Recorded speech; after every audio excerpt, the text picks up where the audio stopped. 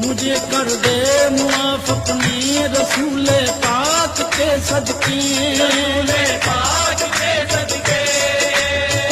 खताएं बख्श दे मेरी शहे लौलाद के सदके।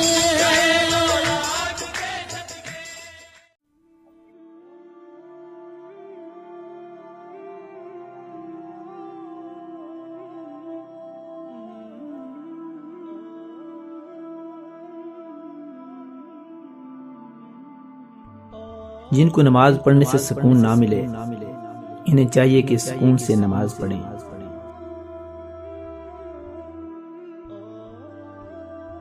जब कोई अहमक शख्स आपसे ये राय का तलबगार होता है तो इसकी ये आरज़ू होती है कि आप इसको वही राय दें जो इसके ज़हन में है। किसी की आंख तुम्हारी वजह से नम ना हो, क्योंकि तुम्हें इसके हर आंसू का कर्ज चुकाना होगा। अच्छा इंसान सूरज की मानिंद है, किसी की आंखें बंद कर लेने से भी सूरज की रोशनी कम नहीं होती। सिर्फ इंसानों से हौसला अफजाई की उम्मीद रखोगे तो जरूर मायूस हो जाओगे, और जो मेहनत अपने रब से अजर पाने के लिए करते हैं वो मायूस नहीं होते।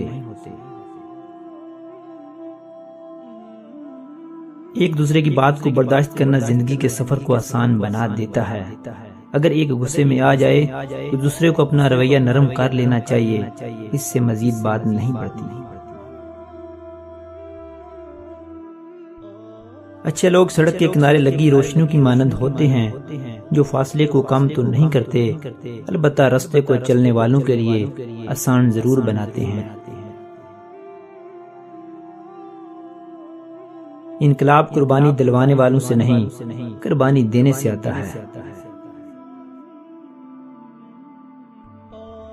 वो लोग किसी के नहीं होते जो दोस्त और रिश्तों को लिबास की तरह बदलते हैं। हजूर नबी करीम सल्लल्लाहु अलैहि वसल्लम ने इरशाद फरमाया, अल्लाह ने तुम्हारी शिफा हराम चीज में नहीं रखी। अगर किसी के करीब रहना चाहते हो तो इससे थोड़ा दूर रहो।